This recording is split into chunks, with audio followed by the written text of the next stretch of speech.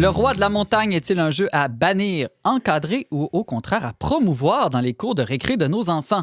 Pour ou contre les jeux turbulents, c'est la question que nous pose aujourd'hui Jérémy Laliberté. Bonjour Jérémy. Salut. Alors toi, dans ton enfance, est-ce que tu as fait beaucoup de jeux turbulents ou tu en as été privé au J'en ai contraire? pas été privé du tout. Moi, dans la salle de jeu familiale, là, au-dessus de la cuisine, d'ailleurs, ça brassait, on entendait ça dans la cuisine parce qu'on avait un matelas double et un autre matelas au mur. Fait que ça faisait comme une aréna de lutte. Puis moi et mes deux frères, on s'est battus là-dedans.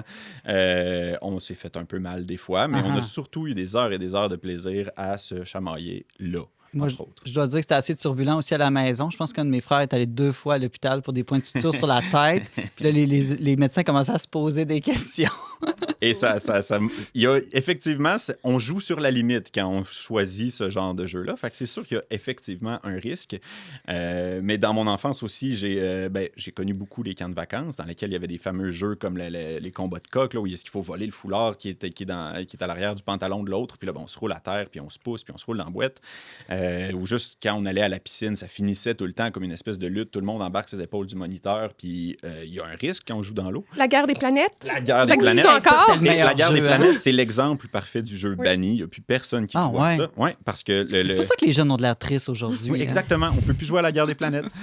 Mais c'est parce qu'il y a des gens qui sont comme tordu une épaule, puis ça arrivait tout le temps que quelqu'un se faisait mal, parce que c'est pas facile nécessairement de bien jouer ces jeux-là dans certains cas, surtout quand tu crains les enfants. Là. Ben là, c'est ma question, je te coupe là, quand même. Les jeux turbulents, c'est un beau mot, là, ça passe bien dit comme ça, mais il y en a d'autres qui diraient c'est pas turbulent, c'est violent. Oui. Soit c'est dangereux physiquement pour les enfants, soit ça les incite à développer des attitudes ou des comportements violents dans leur développement. Et c'est la critique nécessairement qu'on fait à ces jeux-là, qu'on a fait beaucoup aux jeux vidéo d'ailleurs aussi, de dire « Ah, ça rend les enfants violents, ça rend les enfants agressifs ». Alors que dans les deux cas, c'est démontré que c'est pas ça. Je parlerai moins de jeux vidéo, mais ces jeux-là, la différence entre un jeu violent et un jeu turbulent, en fait, c'est carrément le jeu. Parce que dès que c'est violent, c'est plus un jeu. Puis on peut le voir dans la face des enfants, ça. S'ils s'amusent, s'ils rient, ou s'ils comme sont un peu apeurés, puis qu'ils sont un peu stressés parce que je viens de me faire bousculer, je suis en train de perdre, etc. Mais tant qu'ils ne s'effondrent pas dans comme le conflit, on peut remarquer que c'est un jeu. Puis ça, comme adulte, on n'est pas toujours outillé pour faire la différence non plus. Si nous-mêmes, on a toujours trouvé ça violent quand on était petit, puis qu'on n'a pas joué tant que ça de façon turbulente, on n'est pas nécessairement capable de reconnaître la différence entre c'est un jeu ou c'est violent. Mais il y a une zone où c'est un jeu, puis cette zone-là est super importante dans le développement de n'importe qui. Et quels sont les avantages de permettre à nos enfants d'avoir des jeux turbulents, non violents? On ne parle pas de Squid Game ici. Non. On parle de jeux qui sont non violents, bien sûr, puis ça prend toujours un certain encadrement, parce que si ça dégénère dans la violence, il faut savoir intervenir, évidemment. Mais tant qu'on ne tombe pas dans un jeu qui est violent, donc qui n'est plus un jeu, on a tout à gagner à laisser les enfants expérimenter puis découvrir, parce que ce que tu découvres, en fait, c'est que tu découvres ce que ça signifie que de toucher, littéralement. Ça peut même, en fait, on va dire que ça aide au développement de l'empathie. Parce que si je pousse l'autre, puis que je réalise que je viens de lui faire mal, ou à l'inverse, lui me pousse et il me fait mal, là, je découvre, OK, ça, c'est une limite à ne pas dépasser. La prochaine fois qu'on va jouer, on va faire attention. Et je peux, petit à petit, raffiner ma compréhension de ce que signifie mon toucher. Et une des... Parce que c'est ça un peu le principe d'un jeu turbulent. On n'est pas à 2 mètres de distance. Non, exact. Donc, il y a un risque, mais en même temps, c'est ça, notre époque est comme pas à l'aise avec le toucher. Là. Tout de suite, on dit de toucher, c'est sexuel, c'est de la violence. Exact. Il faudrait qu'on soit chacun de notre côté dans des jeux tranquilles. Et cette idée-là que le jeu, que le toucher, c'est soit sexuel, soit violent, ça vient avec le fait de ne pas avoir soi-même exploré toute une gamme de significations de ce que ça peut vouloir dire toucher. Par exemple, ça devrait être normal qu'un moniteur puisse mettre de la crème solaire à un enfant sans qu'on se dise « Oh mon Dieu, c'est sexuel ». Mais juste parce qu'on a peur de ce risque-là, que ce soit interprété comme ça, maintenant, dans bien des endroits, on utilise soit de la crème en spray, soit on supervise l'enfant pour qu'il le fasse lui-même, comme si ce toucher-là était inapproprié, alors que c'est tout à fait approprié. Même chose au niveau de la violence, il existe justement... j'ai déjà, en fait, puis on le découvre seulement en l'essayant, j'ai déjà, en jouant au soccer avec mon frère, j'étais comme en colère contre lui, puis j'ai décidé que j'allais glisser, faire un tacle qu'on appelle au soccer pour lui casser la gueule.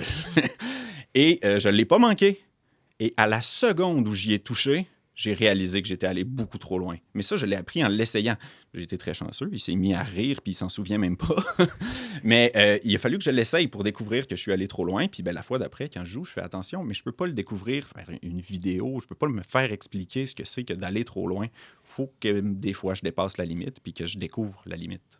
Mais donc, c'est quoi la part de supervision des parents? Parce que tantôt, tu parlais de être témoin, de regarder le visage de l'enfant, mais là, tu parles aussi d'une certaine prise de conscience autonome qu'on est capable de faire. Est-ce que c'est juste une question d'âge ou comment tu vois ça? Bien, une des parts de supervision des parents, plutôt que de dire hey, arrêtez de faire ça, c'est dangereux, c'est d'aider les enfants à découvrir comment on peut faire ça sans que ce soit dangereux.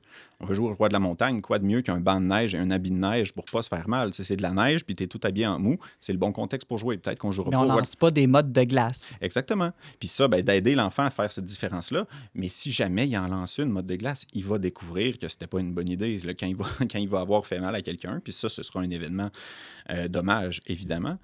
Mais en même temps, c'est comme ça qu'on apprend. Voilà. C'est une affaire de gars, ça, là? Parce que toi et moi, on a dit, ah ouais, on a fait ça, c'est normal. Mais vous, les filles, avez-vous fait des jeux turbulents? Puis comme maman, est-ce que vous êtes à l'aise avec ça? Mais en écoutant, je viens de me rappeler de te nommer La guerre des planètes. Moi, je viens de repenser à Bébé Clin d'œil. Oh oui! Il était aussi un super populaire jeu. Là. Je veux dire, il y en a plein là, qui semblent être dans comme le combat direct. Tu sais, l'idée d'avoir du fun dans un jeu qui implique du toucher physique, une certaine partie de contrôle ou de pousser un peu. Je veux dire, oui, il y a quelque chose de le fun. Là. Puis c'est vrai que en tant que parent, je pense que c'est dur à faire.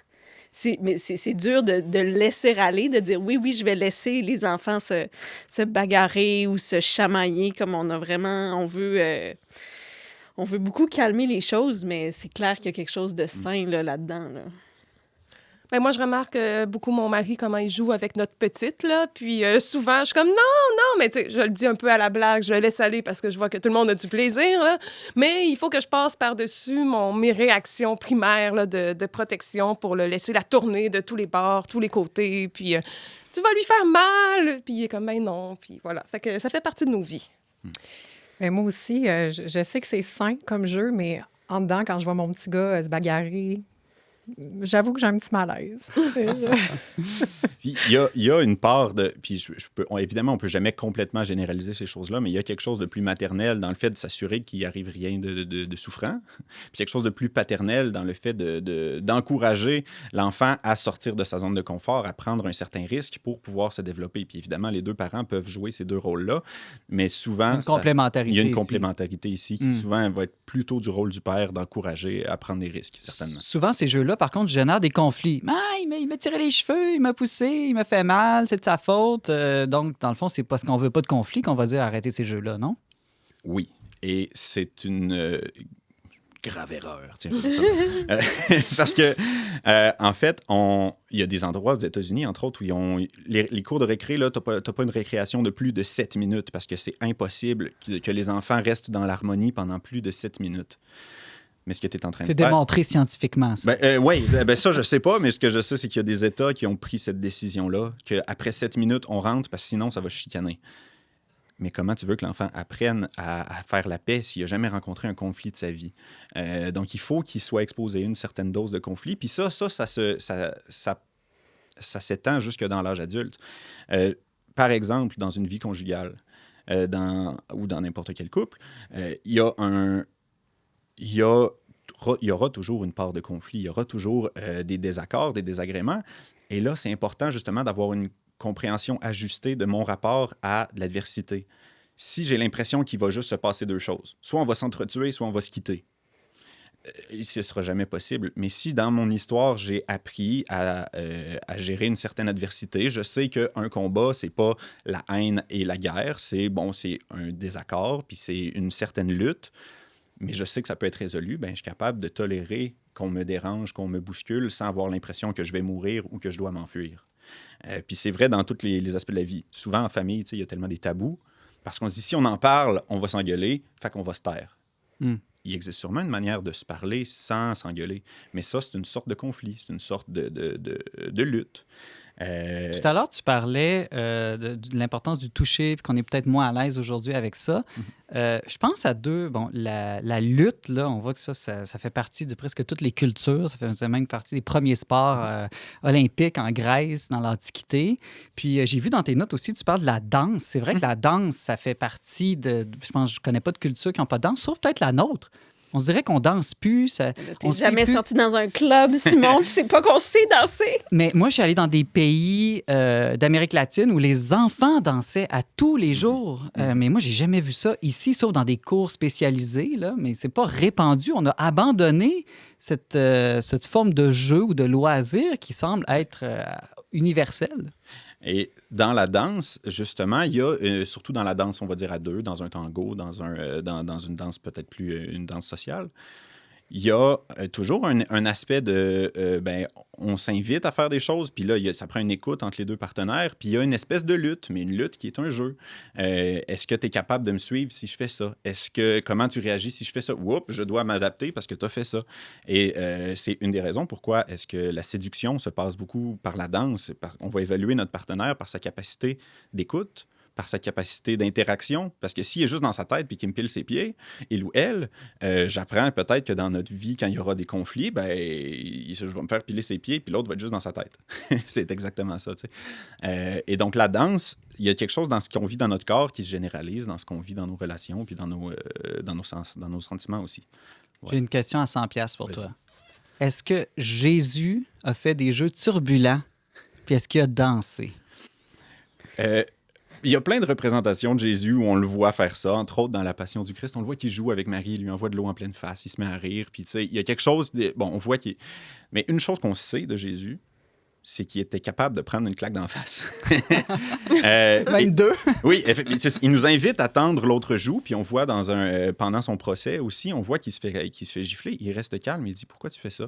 Si j'ai mal parlé, dis ce que j'ai dit. Sinon, pourquoi tu me frappes? » Qui est bon pour gérer des conflits. Oui, exact. Et il est bon pour garder son calme dans un conflit. Et ça, si c'est la première claque que tu reçois de ta vie, c'est comme, je vois pas comment tu peux le prendre calmement, puis regarder l'autre dans les yeux, puis dire, t'as-tu fini? Tu sais? Ça va te déstabiliser complètement. Puis bon, Donc, il a vécu des petites passions quand il était adolescent dans le quartier pour se préparer à la grande et finale passion. C'est ça que je comprends. On peut l'imaginer. Puis bon, la maîtrise de soi, c'est un des dons de l'esprit. Peut-être qu'il y avait une grâce divine là-dedans, mais certainement, pour nous qui essayons de l'imiter, il y a dans les jeux turbulents une bonne manière de développer cette résilience-là face à l'adversité.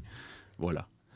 Voilà. Avant de se laisser, là, j'ai quand même une question. Les jeux violents, mais vidéo, devant des écrans, j'imagine que ça ne fait pas vraiment les mêmes avantages que tu viens de nous décrire. Oui, effectivement. Mais le problème avec les jeux vidéo, ce n'est pas qu'ils encouragent la violence. C'est pas qu'ils nous rendent plus agressifs. C'est qu'ils sont tellement stimulants qu'ils nous enlèvent l'envie d'aller jouer dehors. Généralement, là, en 2 mots, c'est ça. C'est qu'ils nous enlèvent nos occasions d'entrer en contact, d'utiliser mon corps, de découvrir la subtilité de ce que ça peut signifier, que c'est ça. Nous coupe du réel, des vraies relations humaines. Et puis, on apprend certaines choses dans les jeux vidéo, mais on n'apprend pas on est désincarné, ça, c'est certain. Et on passe notre vie avec notre corps, puis de comprendre ce qu'il signifie, ce que je peux faire avec et l'influence qu'il peut avoir sur le monde, ça se fait pas tout seul. Voilà. Passionnant, Jérémy Laliberté, tu es entre autres animateur à la Villa des Jeunes à Québec. Merci beaucoup. Grand plaisir. À bientôt.